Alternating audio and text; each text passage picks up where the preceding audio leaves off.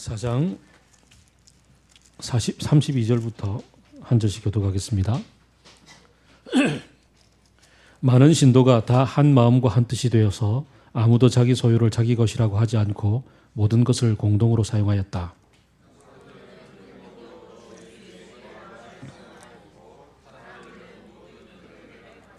그들 가운데는 가난한 사람이 한 사람도 없었다.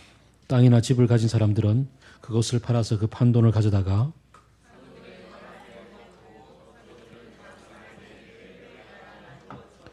키프로스 태생으로 레위 사람이요 사도들에게서 바나바 곧 위로의 아들이라는 뜻을 받은 별명을 받은 요셉이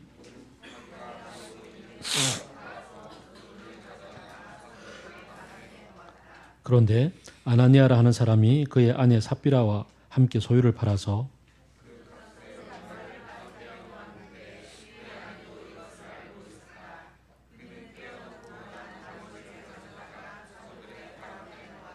그때 베드로가 이렇게 말하였다. 아나니아는 들으시오. 어찌하여 그대의 마음이 사탄에게 홀려서 그대가 성령을 속이고 땅값의 얼마를 몰래 떼어 놓았소.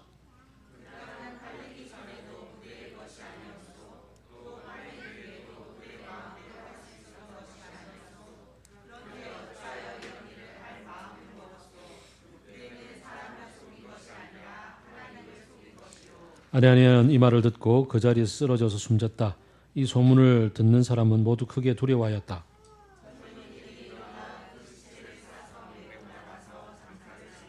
세 시간쯤 지나서 아나니아의 아내가 그 동안에 일어난 일을 알지 못하고 들어왔다.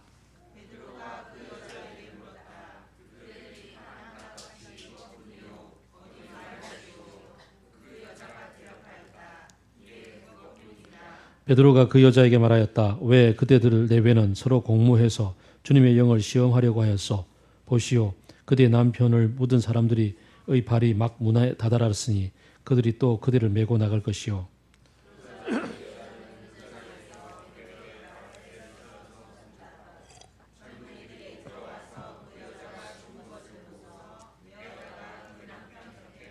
같이 읽읍시다. 온 교회와 이 사건을 듣는 사람들은 모두 크게 두려워하였다. 아멘. 초대교회가 첫 번째로 공동체 안에서 큰 시험을 만났고 가장 불행한 사건을 경험했던 한 얘기가 오늘 본문에 기록이 되어져 있습니다. 특별히 오늘 본문은 교회에서 상당히 다양한 용도로 사용을 하기도 했는데 아나니아와 삽비라 같은 경우에는 작정 헌금을 떼먹으면 이렇게 죽는다. 뭐 이런 얘기들을 많이 하는데 사용이 되죠. 그래서 어떤 성도가 빚지 못해서 큰 다른 시도로 옮겨가서 다른 교회를 다니게 될 일이 생겼는데 그럴 때 마침 건축 헌금을 작정한 게 남았단 말이죠. 그래서 찾아가서 작정한 것은 다 내고 가야 됩니다. 그러면 오늘 본문처럼 이렇게 점점점 하고 하는 얘기도 간혹 종종 자주 듣기도 합니다. 오늘 본문은 그렇게 왜곡 사용했어야 될 얘기가 아니고요. 또 한편 오늘 본문을 통해서 우리는 또 의문을 갖기도 하죠. 아니 그거 속인 게 아니 내가 따로 떼놓은 게 그 뭔 큰 잘못이라고 죽기까지 할 수 있겠는가? 좀 너무 벌이 오버 아닌가? 이런 얘기를 또 해보기도 합니다. 일벌백계다라는 얘기가 있긴 한데 일벌백계 과연 그게 여기에 해당되는 건가라고 좀 억울한 항변을 하는 본문이기도 하죠. 오늘 본문에서 양쪽 다 한쪽은 아주 강력하게 떼먹으면 안 됩니다라고 얘기하거나 한쪽은 그게 과연 좀 심한 거 아닙니까라고 얘기하는 그런 사건인가? 핵심이 도대체 뭔가? 라는 부분에서 우리는 좀 더 깊이 묵상을 해보아야 되지 않을까 생각을 합니다. 우리가 지난번에 함께 그 모든 소유를 팔아서 함께 나누어 썼던 그 얘기는 묵상을 앞쪽에서 어떻게 했었던 기억이 있을 겁니다. 그 성령께서 임하시고 성령이 임함 가운데 그들이 서로를 돌보는 마음이 열렸고 서로의 필요들을 채워주는 데 있어서 이 예루살렘 교회는 모든 걸 팔아서 다 서로에게 나누어 쓰는 일들로 함께 실천을 했더라면 안디옥 교회 같은 경우에는 그러지 않았던 얘기도 함께 나누어 썼습니다.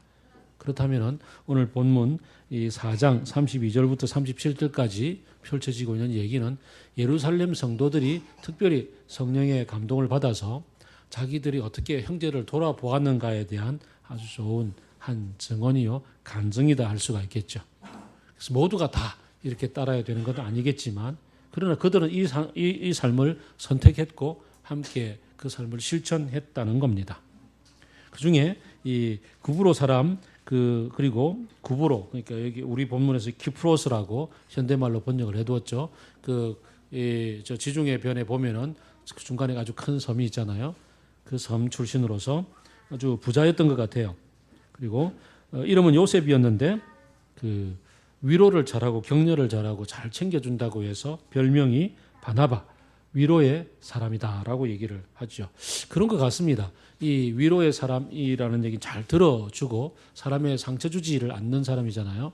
나중에 그 안디옥 교회에서 그 사람들이 바울이 그 당시는 사울이죠. 사울이 회심하고 그 3년 동안 아라비아 광야에 갔다가 돌아왔는데 그를 아무도 이렇게 맞아주지 않고 그의 월 배경이 이러니라고 안 받아줄 때 그때 바나바가 직접 그를 찾아가서 같이 동력하자 해서 공동 목회를 했던 먼저 사람의 마음을 챙겨주는 사람이었고 1차 전도행 끝나고 나서 돌아왔을 때 2차 전도행을 떠나야 될 때 그때 그 마가라고 하는 그 조카 걔가 먼저 이렇게 1차 때 포기하고 떠났던 그 문제 때문에 바울은 이거 같이 가면 안 된다고 우리 그 팀워크를 파괴한다고 그렇게 얘기할 때 같이 가자고 강력하게 주장했던 사람이기도 하지요.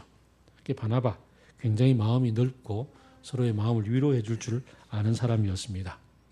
그가 그 마음의 감동을 받고 가난한 사람들을 보니까 어떻게든 주머니를 열어서 막 돕고 싶은 생각이 들었단 말이죠.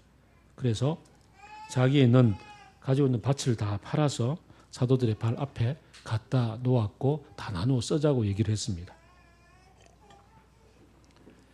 이제 그리고 나서는 이제 곧바로 아나니아와 삽비라라는 이 사람의 얘기가 나오는 것으로 봐서 어쩌면 이 아나니아와 삽비라는 이 바나바와 상당히 밀접한 관련이 된 사람이 아닌가. 어떻게 보면 굉장히 친한 사람일 수 있겠다. 뭐 친족이거나 어쨌든 그럴 수 있겠다 생각이 듭니다. 그래서 바나바가 다 팔아놓는 것을 보고서 사람들은 바나바의 그런 행동을 보고 다 박수치고 칭찬하고 막 격려받고 막 그러지 않았겠습니까? 그 얘기를 보고서 나도 해야겠다 이게 이제 생각이 들었던 도전을 받았던 아나니아와 그의 아내 삽비라. 그들이 이제 나도 하자 그러고서 결론을 내리고 다 팔아서 가지고 오는데 뭔가 조금 마음에 찜찜함이 남았다는 거죠. 이거 다 팔고 나면 다 제출하고 나면 나는 뭐 먹고 살지 이런 생각을 했을 수도 있겠고 어쩌면은 뭐 좀 더 우리가 요즘 식의 상상력을 좀 발휘해 본다면은 그들이 이 바나바와 같이 어떻게 같은 동네 살았다고 한다면 구브로 땅이 자기들 땅이었을 텐데 구브로에 있는 그 아마 가지고 있던 재산이 땅떼기가 상당히 아마 갑자기 이렇게 돈이 많이 올라가서 팔았더니 돈이 제법 많이 남았을 수도 있겠죠. 요즘 지금 이제 부동산 뭐 이런 것들 뭐 그럴 수도 있겠다. 어쨌든 저렇든 많이 남았는데 그 중에서 얼마를 우리가 좀 챙깁시다라고 이야기를 했죠. 얼마를 챙겨놓고 나서 그리고서는 이제 사도들의 발 앞에 가지고 가기로 했습니다. 뭐 잘 아는 사건입니다. 자, 그리고 나서 이제 벌어진 일은 베드로 앞에 가지고 왔어요. 가지고 왔는데 뭐라고 얘기했습니까? 뭐 별 말 안 했어요. 별 말 안 했는데 3절 몰래를 3절을 딱 보니까 발 앞에 딱 가지고 왔는데 베드로가 얘기합니다. 어째서 그 마음이 사탄에게 홀려서 성령을 속이고 땅값에 얼마를 떼어 놓았소라고 얘기를 하죠. 얼마를 떼놓고 나서 가지고 왔다는 거죠. 그러니까 작정 헌금을 했으면 작정한 대로 다 내야 되는데 얼마를 떼먹고 냈단 말이죠. 왜 그랬냐고 물었어요. 그리고 나서 이제 4절이 이제 이게 핵심 키인 것 같아요.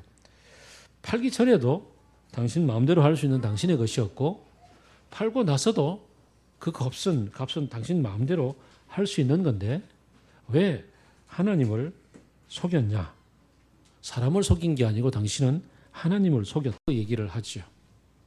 자, 이제 가정을 해봅시다.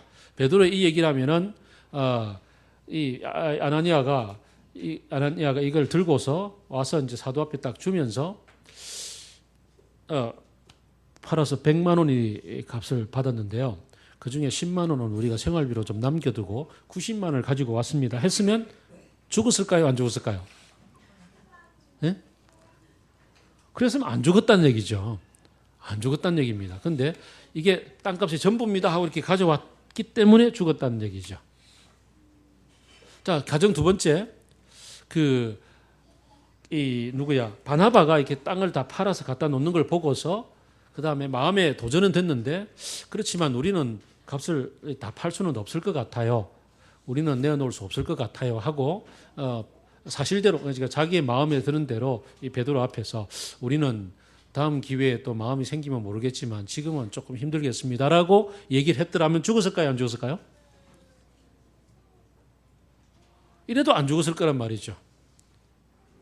핵심은 팔아서 내놓았느냐 안 내놓았느냐의 문제가 아니라 원래 네 거였고 네 마음대로 할 수 있었고 안 내놔도 되고 다 내놔도 되고 반만 내놔도 되고 아니 10%만 내놓고 100만 원 받았으면 10만 원만 내놔도 그리고는 10만 원 가져왔습니다 얘기해도 별 문제가 안 될 거라는 거였죠.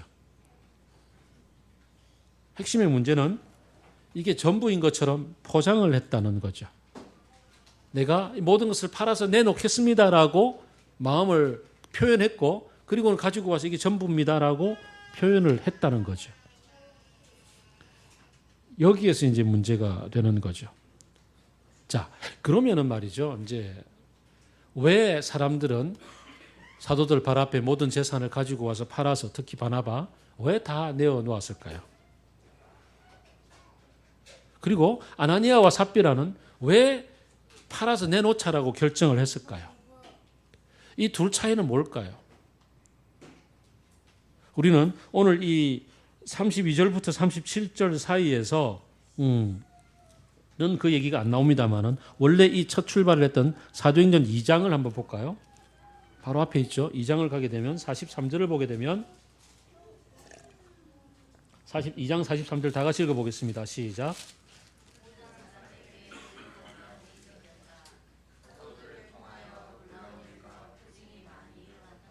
그래서 믿는 사람들은 모두 함께 지내고 모든 것을 공동으로 소유했습니다. 성령이 임했고 성령 가운데 그들에게 생겼던 마음의 중심이 뭐냐 하면은 바로 모든 사람에게 두려움이 생겼더라라는 얘기입니다. 하나님을 두려워한다라는 것.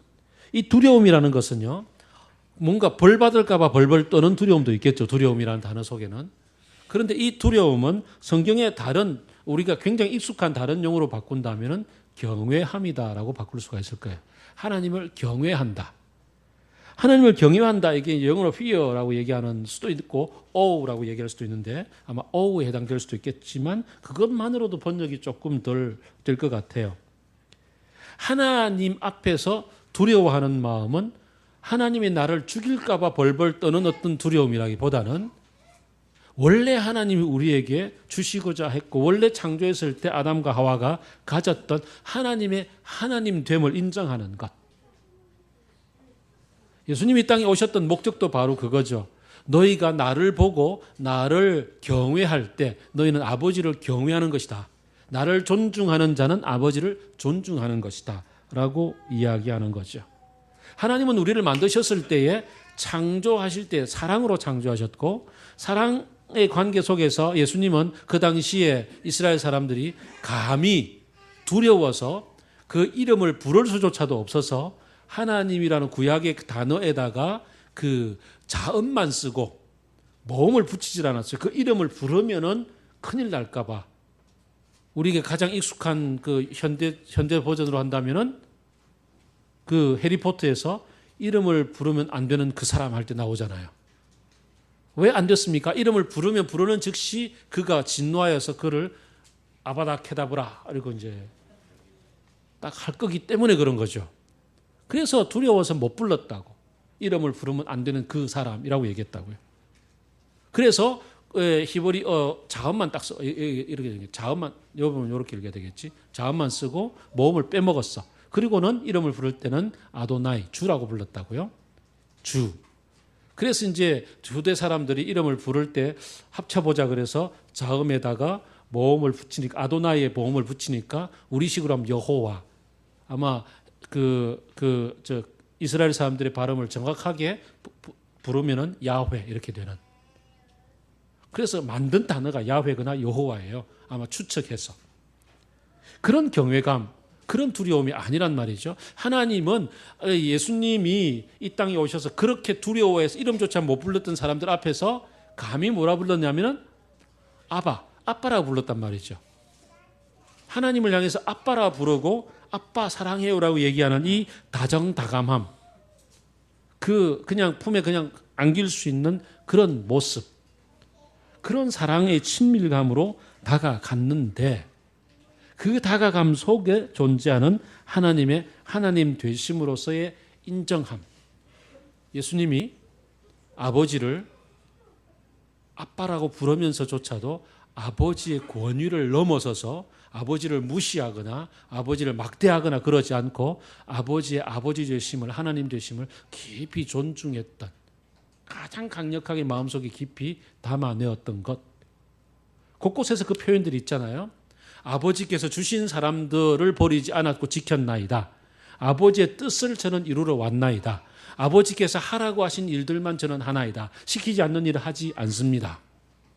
심지어 그가 정말 이 땅에 인간으로 오셔서 인간의 목숨을 잃어버리게 되는 가장 그 두려움을 직면해야 되는 십자가 앞에서 겟세마네에서 그가 기도할 때 할 수만 있다면 이 잔을 옮겨 주시옵소서라고 얘기할 그때 그 순간에 가장 마지막에 결정적으로 마음을 내려놓는 것은 뭐였나요? 아버지의 뜻이라면은 아버지의 뜻을 이루어 주옵소서.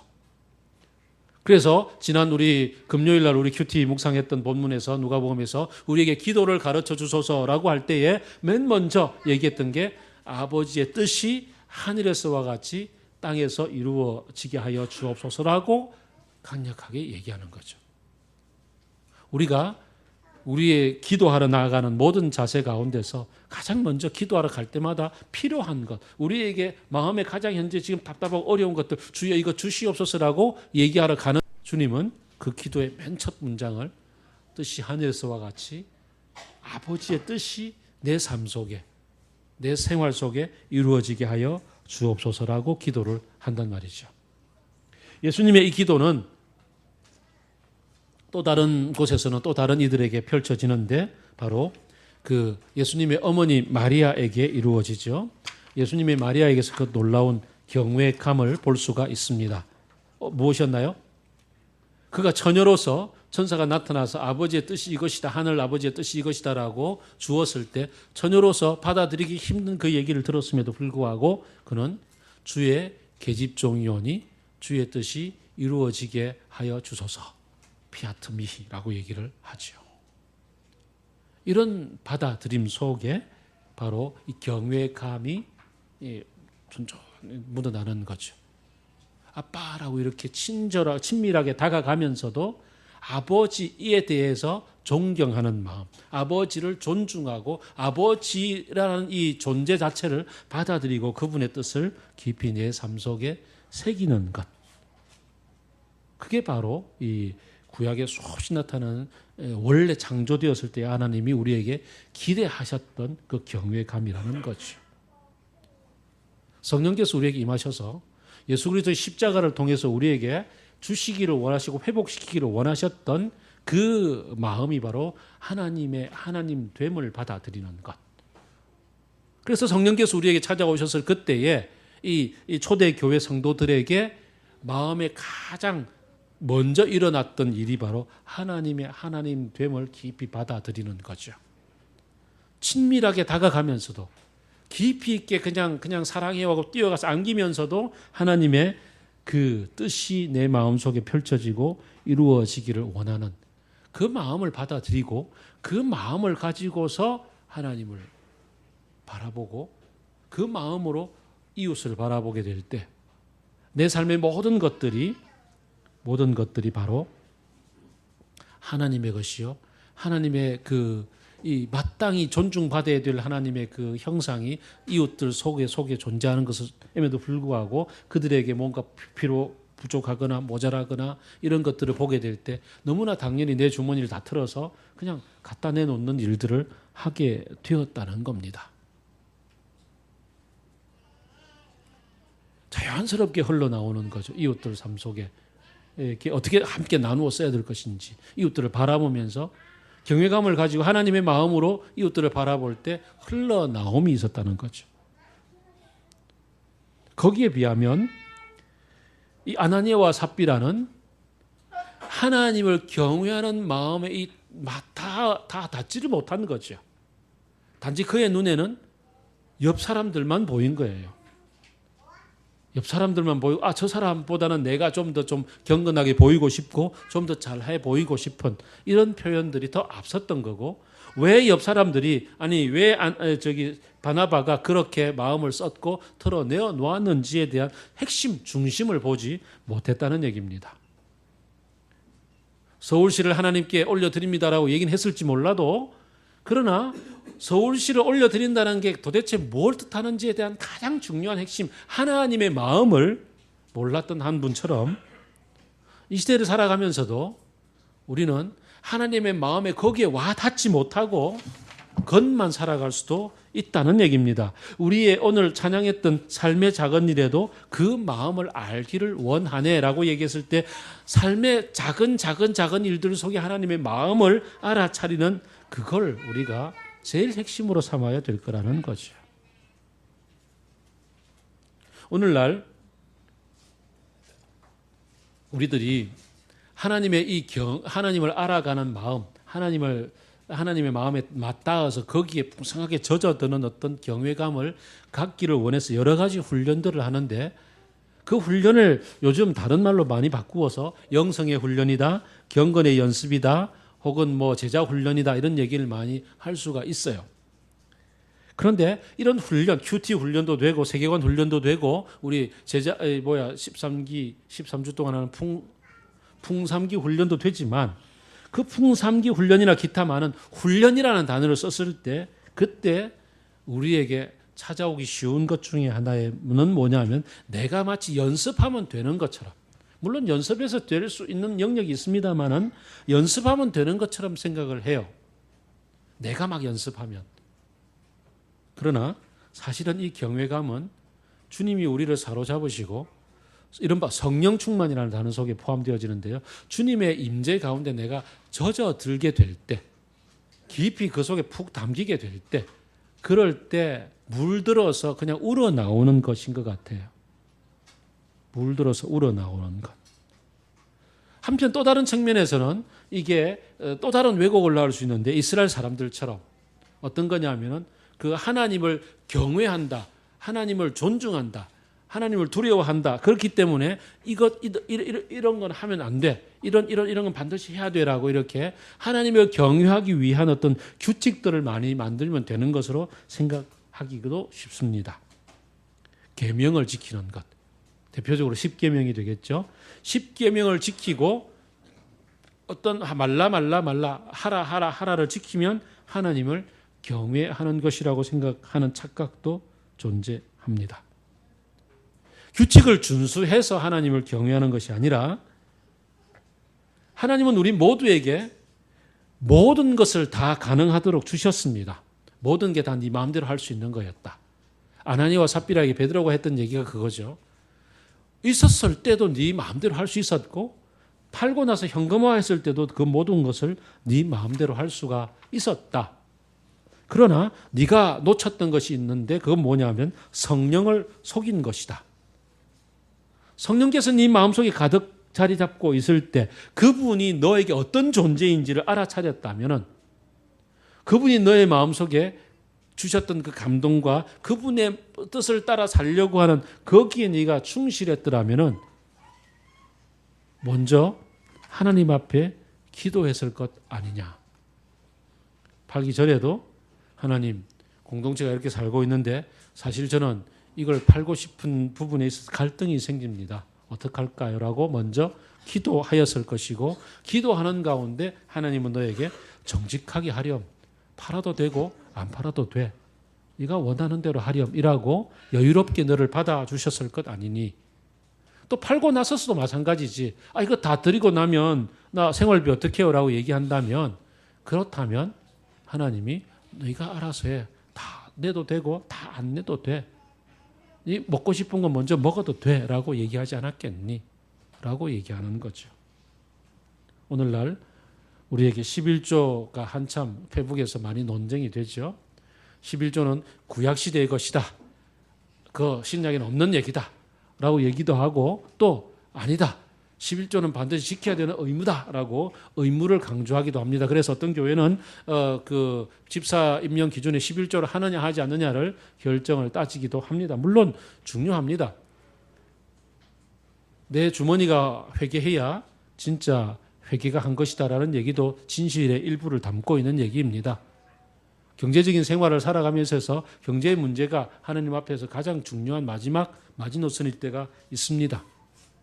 그러나 그 모든 것 넘어서서 모든 물질의 사용에 있어서 하나님과의 교제 가운데, 하나님을 경외함 가운데서 하나님이 뭘 원하실까, 하나님의 마음에 젖어들어서 자연스럽게 내 속에서 흘러나오는 것들이 사실은 제일 중요한 문제예요.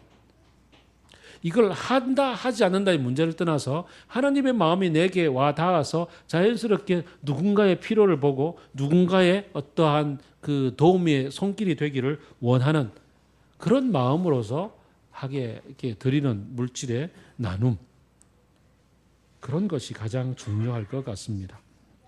그래서 비교, 우열을 따지는 가운데 내가 쟤보다 나아야지 뭐 이런 게 아니라, 오늘 우리 찬양했던 저 높이 솟은 산이 되기보다는 여기 오름직한 동산이 되어서 누군가의 길을 조금이라도 비춰줄 수 있는 마음씀 하나가 하나님의 마음으로서 우러나오는 것 아닌가라고 생각을 해볼 수가 있습니다.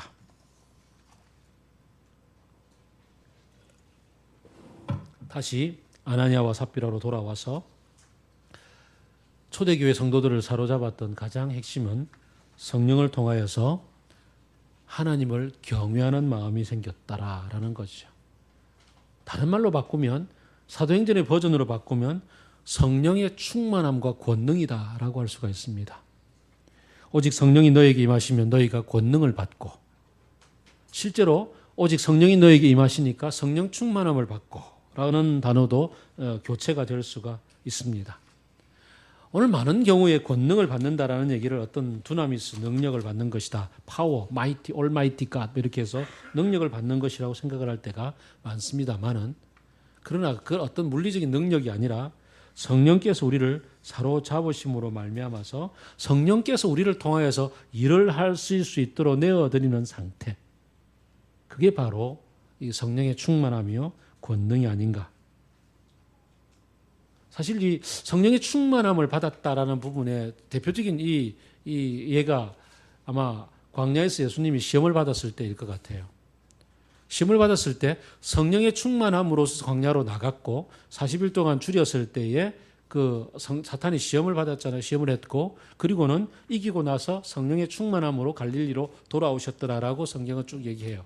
성령의 충만함, 성령의 권능을 받고 동일하게 연결될 텐데, 사실 이때 사탄이 꼬셨던 얘기가 뭐냐면은 이 능력을 드러내라는 거였죠. 네가 하나님의 아들이라면은 돌로 빵덩어리 만드는 어떤 파워를 표시해 보라는 거였고, 위에서 뛰어내렸을 때 바다에서 죽지 않는 어떤 신비한 능력을 보여보라는 거였고, 그런 거였죠. 세상이 너를 바라보고 주목할 수 있도록 어떤 능력을 보여보라는 것이 사탄의 시험의 핵심이었어요. 오늘 우리가 그리스도인으로 산다는 것도 마찬가지인 것 같아요. 성령의 충만함을 받았다면 뭔가 다른 사람과 다른 어떤 모습 짜자잔 하고 드러내 보라고 얘기하지만, 그러나 예수님이 그 사탄에게 얘기했던 것은 뭐였어요? 나 하나님 신뢰한다고, 하나님 가운데 있다고, 하나님이 내 가운데 계시고 내가 하나님 안에 있다라는 것을 드러내는 거죠. 그래서 시험치 않았고 하나님의 말씀 가운데 있었고 하나님의 원하시는 뜻대로 이 땅을 살아가기를 원했었죠. 네가 짜자잔 하고 그냥 내 앞에 살짝 절하고 모든 이렇게 세상의 권세들을 다 받아서 쫙 펼쳐내면 사람들이 다 굴복할 거 아니냐라고 사탄이 얘기했을 때, 아니다. 하나님이 원하시는, 아버지 원하시는 뜻대로 나는 갈 거다라고 이야기를 했단 말이죠. 그게 중요합니다.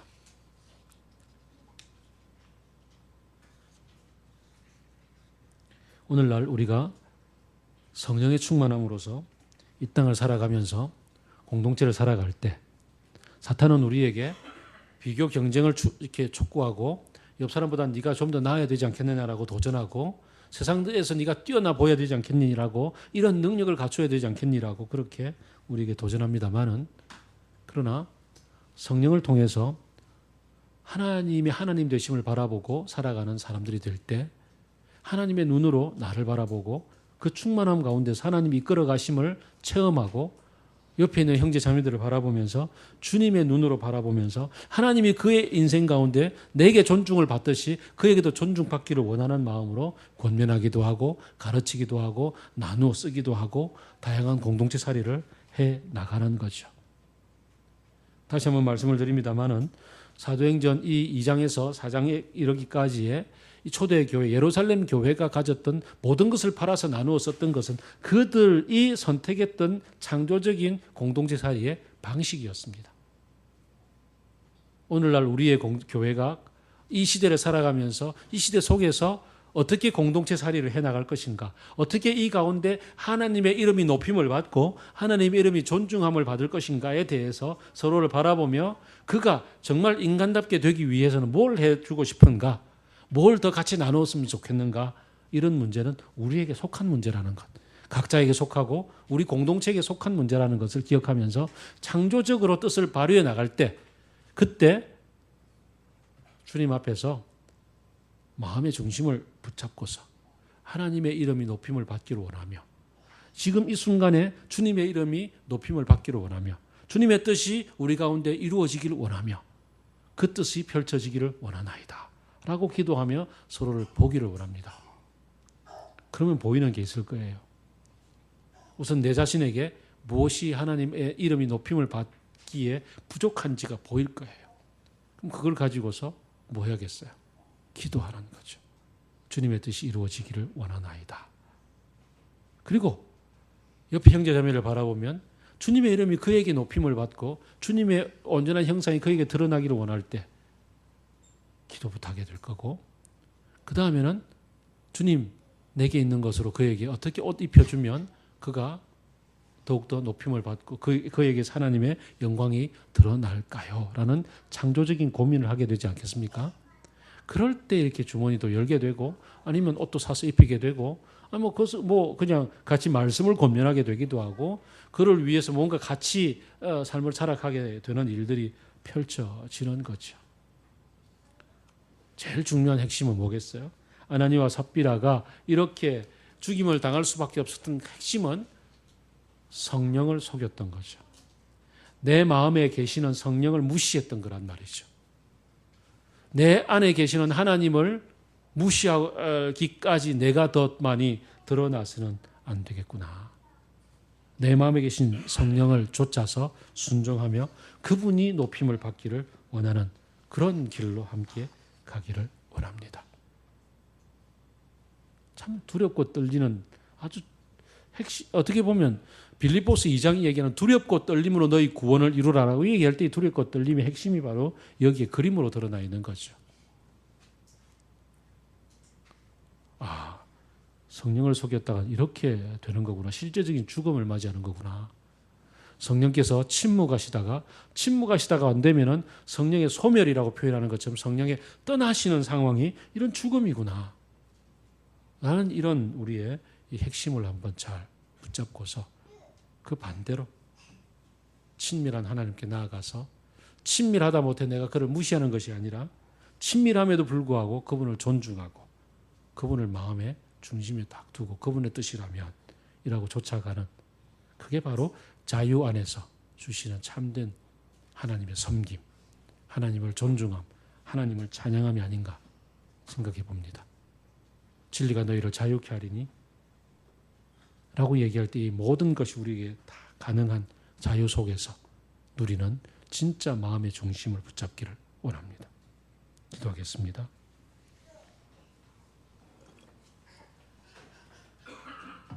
단지 공동체를 속였기 때문에 죽은 것도 아니고 그들이 어딘가에 매여 있어서 무엇을 놓쳤는지 우리는 그 놓침에 대해서 각성하고 우리 자신의 삶을 돌아볼 수 있기를 원합니다. 우리 공동체 속에서, 나 개인의 삶 속에서 주님의 이름을 경외함, 주님을 주님으로 모시고 주님의 주님됨을 고백하고 따르는 삶이 되기를 원합니다. 보아서가 아니라 남들보다 이기고 잘나게 어떤 드러내기 위함이 아니라 주님이 내 안에 계신 거기에 정직할 수 있기를 원합니다. 기도합니다.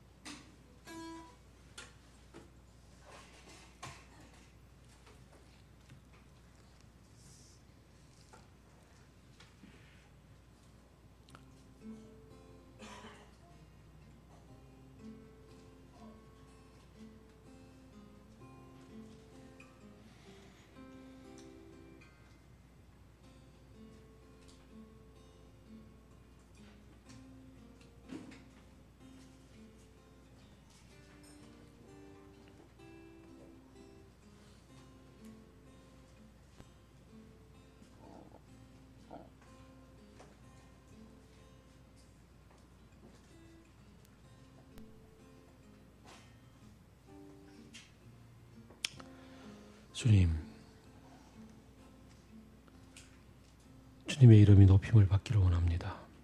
아니, 주님 앞에서 정직하기를 원합니다. 주님 앞에서 투명하기를 원합니다.